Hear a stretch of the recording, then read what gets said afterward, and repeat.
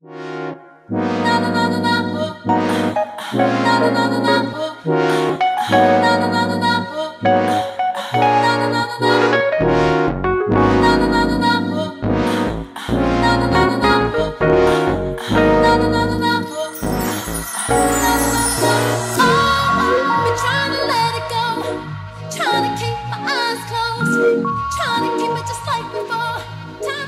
Madi, Bonjour Laura. merci d'avoir pris notre invitation pour cette émission. On va commencer dans le vif du sujet. La première fois qu'on s'est rencontrés, tu m'as dit une chose qui m'a marqué, c'est que tu es un homme aux 5 visages. Tu pourrais nous dire un peu c'est quoi ces 5 visages? Ah, c'est une très bonne question. C'est rare qu'on me la pose en plus celle-ci. Alors, je dis souvent que je suis un homme aux 5 visages. Même j'ai une chanson même qui a ce titre-là dans mon deuxième album.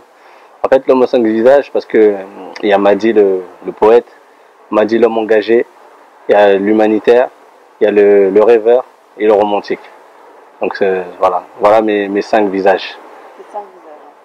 Bon, je pense qu'on va pouvoir voir une étendue de ces visages à travers notre entretien. Mhm. Donc, on va revenir un peu sur ton parcours. Alors, avant d'être Black Mose, l'auteur, slammer, rappeur, tu es Madi. Donc, qui est Madi dans la vie? Madi, voilà, c'est une grande question, ça, c'est très très très vaste. Mais justement, ça reprend un peu justement les 5 aspects que j'ai évoqués. Madi dans la vie, c'est quelqu'un qui rigole tout le temps, qui a un grand rêveur surtout, c'est ça, un grand curieux de la vie. J'aime bien découvrir plein de choses, j'aime bien me cultiver, j'aime bien m'inspirer, prendre mon inspiration dans plusieurs activités. J'aime bien toucher un peu à tout et voilà, je dirais un grand curieux de la vie avant tout. D'accord. Et donc, par rapport à ce que tu viens de me dire, quel est ton parcours, on va dire, par exemple, académique? Académique? Alors, moi j'ai commencé en fait j'ai fait un bac en France, informatique de gestion. J'ai fait ma scolarité en fait en France depuis l'âge de 3 ans. Avant j'étais au Congo. Je suis arrivé très tôt en France. J'ai fait mon bac ici. Après j'ai pris la filière commerciale. Donc j'ai fait un BTS action commerciale. Ensuite j'ai fait une licence marketing sur Paris.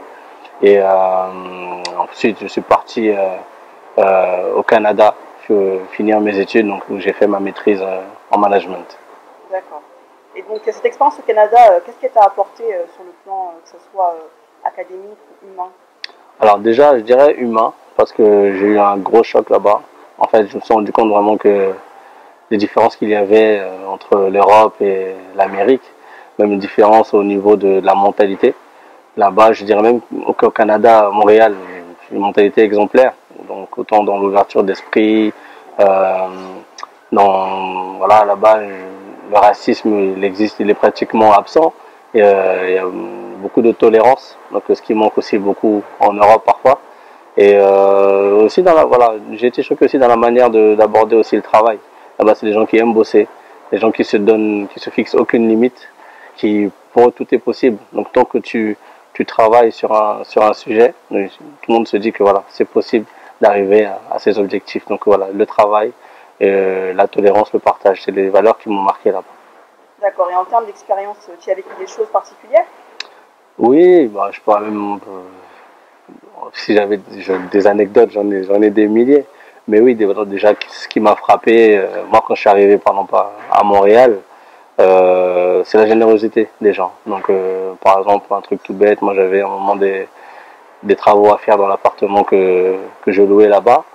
Et des inconnus m'ont proposé même de m'héberger, des gens que je connaissais même pas. Et ils m'ont hébergé, ils m'ont occupé de moi comme un petit frère. Donc c'est des choses par exemple que j'aurais jamais connues ici. Des gens qui dans la rue même veulent partager même une émotion avec moi alors que je les connais pas. Je les croise juste et par exemple je me souviens d'un gars qui venait d'acheter un petit chien par exemple. Il me croise dans la rue, il me dit ah regarde qu'est-ce que tu penses de mon chien, je viens de l'acheter. Au début moi je le regardais avec mes yeux ébahis. Mais il voulait juste partager cette émotion-là, alors que peut-être qu'à Paris, j'aurais peut-être réagi différemment. Donc c'est cette ouverture d'esprit-là, ce partage, et puis donc c'est des choses qui m'ont vraiment marqué. Après, pour le plan aussi professionnel, j'ai vu que là-bas tout était possible. Enfin, on donnait la chance à tous aussi. Mon banquier, c'était c'était un punk, pour te dire. Mon banquier, la première fois que je suis rentré dans ma banque, voilà, pour ouvrir un compte, j'ai vu un punk à l'entrée. J'ai même cru que je me trompais d'établissement, mais non, c'était bien conseillé bon. Et donc, c'est lui qui m'a, voilà, et c'est là que ça m'a montré que ce pays était ouvert et qu'il donnait la chance à tous. Et donc, c'est dans cet environnement-là, en fait, que tu as fait des débuts musicaux, n'est-ce pas? Ouais. Au Canada, en fait, moi j'ai vécu 5-6 ans et j'écrivais beaucoup. J'écrivais beaucoup là-bas. Déjà, bon, moi, il faut dire que j'écrivais depuis tout petit. J'écrivais des poèmes, des choses comme ça, mais c'est vrai que mon écriture s'est vraiment accentuée quand j'étais au Canada, parce que ma famille était loin, mes amis étaient loin, donc souvent je me réfugiais dans l'écriture pendant les soirs de mélancolie. Donc j'écrivais beaucoup. Et c'est là que un ami à moi, donc avec qui j'étais à l'université, voilà, a découvert un peu certains de mes textes. Donc il y avait un concours en fait à l'université de Montréal et il m'a proposé de m'inscrire. Moi, voilà, j'étais réticent, je ne me voyais pas m'inscrire à ce concours-là. J'étais tout timide. Je me suis dit mais voilà, c'est pas pour moi. De toute façon, j'aurais jamais la chance de gagner quoi que ce soit là-dedans. Et donc il m'a inscrit à ce concours-là et mon texte Cœur blessé a remporté le prix. Donc c'est ce qui a tout déclenché. C'est là que Black Mose est né. Ouais, parce que c'est lui-même qui m'a dit tu manies les mots comme Mozart manie le piano. Et c'est là qu'il commençait à m'appeler Black Mozart. Notre entourage commençait à m'appeler comme ça aussi. Et voilà, de Black Mozart, on est passé à Black Mose ensuite. Donc, et c'est resté. Et je l'ai adopté et je l'ai pris comme nom de scène. Et donc depuis, tu as évolué. Maintenant, tu es un auteur, tu es un slammer, tu es un rappeur. Parmi ces trois casquettes, laquelle tu penses te correspond le plus? Je dirais auteur. Parce que c'est parti de là. Parce qu'en fait, moi, c'est vraiment les textes. J'aime vraiment la langue française. J'aime écrire. Et j'ai commencé par écrire pour d'autres aussi. Comme moi, je ne me voyais pas chanter. Donc, j'ai commencé à écrire pour d'autres. Des chansons pour des artistes soul, R&B. J'ai ensuite découvert le slam. Donc, j'ai voulu exprimer et faire découvrir mes textes par le slam. Et comme je suis moi-même un grand amoureux du hip-hop, mes amis ensuite m'ont poussé voilà, à essayer de rapper. J'ai essayé dans le deuxième album que j'ai fait qui s'appelle On ne vit qu'une fois. Mon premier rap c'était le morceau Incassable. Et là donc le troisième album sera vraiment un album rap. Donc voilà, j'ai essayé de faire évoluer ma musique dans ce sens-là. Mais je dirais qu'avant tout je suis un auteur. Parce que au-delà des chansons, j'aime aussi écrire d'autres choses. En 2015, il y aura plein de choses qui arrivent, notamment du théâtre aussi. J'ai écrit une mini pièce de théâtre qu'on va aussi intégrer dans un spectacle. Donc auteur avant tout, j'aime écrire. Auteur avant tout. Donc en plus de la musique, tu es aussi intéressé par d'autres on va dire, activités artistiques. Donc tu en fais des choses. D'ailleurs, par rapport à ton activité, tu as monté ton propre label. Ouais. Pas le temps famille. Est-ce que tu peux nous en dire un petit peu plus sur ce label? Oui, bien sûr. Alors, Pas le temps family, justement, on voit ma casquette ici.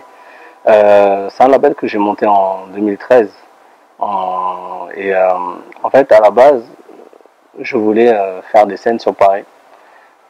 J'ai remarqué qu'en France, c'était assez difficile voilà, pour avoir accès à certaines salles de prestige, on va dire. Et il fallait toujours dépendre d'une structure, d'une maison de disques ou d'un label. Et lorsque je me confrontais à ces murs-là, voilà, pour moi, je me disais, waouh, bon, il y a tellement de barrières que j'ai même failli abandonner. Et après, donc, j'ai rencontré des gens qui m'ont dit, mais pourquoi tu montes pas ton propre label à toi? Moi, je savais pas comment m'y prendre. Donc après, j'ai demandé conseil à droite et à gauche.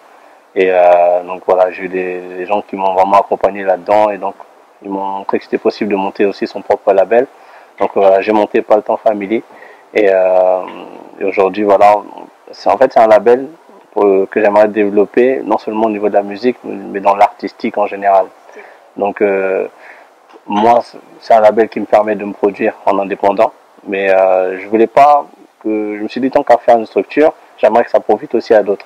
C'est-à-dire que j'aimerais aider d'autres artistes comme moi qui veulent développer leur art à voilà, pouvoir promouvoir leur projet, à pouvoir les aider à réaliser leur projet. Ça peut être voilà, des albums, des albums, ça peut concerner voilà, un peintre par exemple qui a envie de faire des expositions, je vais l'aider dans cette démarche-là. Ou alors encore voilà, d'autres des danseurs, des graffeurs, des DJ, donc dans l'artistique en général, pas le temps familier, c'est ça. D'accord. Par rapport à la création de ton label, quelles ont été les difficultés que tu as rencontrées? Est-ce que tu as rencontré des difficultés particulières? Est-ce que ça a été facile? Est-ce que ça a été beaucoup d'administration? Oui, on va dire beaucoup d'administratifs. Donc voilà, beaucoup de rendez-vous à la préfecture, à la sous-préfecture. C'était plus au niveau, ça va dire c'est plus fastidieux que difficile. Vraiment, ça demandait beaucoup d'administratifs. Donc c'est pour ça que j'avais même dû prendre une personne, une assistante administrative pour m'aider là-dedans. Donc on va dire s'il y avait une barrière à retenir, ça sera beaucoup voilà l'aspect administratif parce qu'il y a beaucoup de papiers, beaucoup de choses à remplir, beaucoup de conditions aussi pour créer une structure en France. Donc on va dire c'est le frein que j'ai rencontré. Mais après une fois que c'était fait, voilà ça m'a ouvert aussi beaucoup de portes. D'accord. Et donc j'ai vu que dans ton label tu travailles en fait avec 2 artistes actuellement. Comment tu choisis tes artistes et avec lesquels tu collabores? Alors moi je pense que c'est l'humain avant tout. Des rencontres, la musique m'a permis de faire énormément de rencontres et il y a des personnes voilà, avec qui j'ai eu vraiment des coups de cœur artistiques. On a Stella qui est la première artiste avec qui j'ai voulu travailler. Stella, elle a une voix magnifique, je l'ai rencontrée il y a 2 ans parce que je cherchais une chanteuse pour m'accompagner sur un de mes morceaux. Et j'ai rencontré Stella et j'ai tout de suite aimé sa voix et même sa personnalité aussi. Donc ça m'a donné vraiment envie de travailler avec elle. Il y a Irena aussi, qui est une peintre. Et c'est une peintre qui vient de Bulgarie. J'ai rencontré en fait juste avant mon premier concert parisien en 2013. Et elle m'a montré ce qu'elle faisait. Et je lui ai proposé de faire une fresque lors de mon concert. Donc pendant que je chantais, justement, on pouvait voir une fresque peinte voilà, par elle. Et voilà, j'ai beaucoup aimé ce qu'elle avait fait, les gens aussi. Donc à partir de là, j'ai voulu voilà, travailler dans la continuité avec elle et l'aider aussi comme je peux justement à elle à développer son art. Donc c'est ça que je l'ai signé aussi sur le label.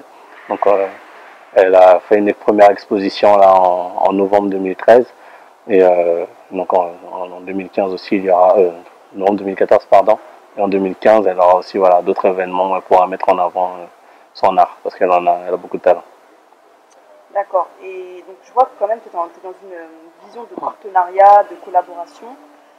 Tu développes pas mal de partenariats. Est-ce que avancer ensemble, pour toi, c'est une notion qui est importante? Oui, clairement. Clairement, moi-même seul, j'aurais pas pu faire tout ce que j'ai fait aujourd'hui, réaliser tous les projets que j'ai fait aujourd'hui. Et on a besoin de partenaires, on a besoin de s'entraider. Il faut justement cette unité-là, que ce soit dans la musique ou dans d'autres domaines. Moi, par exemple, mon label aujourd'hui, si il se développe, c'est aussi grâce à d'autres partenaires. J'ai par exemple la ville des Lilas, avec qui j'organise des scènes ouvertes 2 fois par an pour faire découvrir aussi des artistes. Donc voilà, c'est un partenariat assez fort que j'ai avec eux. J'ai également le ministère de la Justice et la PJJ, qui me permet de donner aussi des ateliers d'écriture dans des écoles ou dans des foyers pour des jeunes de 10 à 18 ans. Donc ça aussi, ça m'aide à me développer. Après, j'ai d'autres partenaires également comme voilà, la mairie du 19e, la mairie du 18e, avec qui on fait pas mal d'événements aussi pour faire découvrir notre art, nos projets. Donc non, c'est important les partenariats, que ce soit avec des institutions ou avec d'autres groupes ou d'autres artistes. De toute façon, c'est ensemble qu'on pourra faire avancer les choses.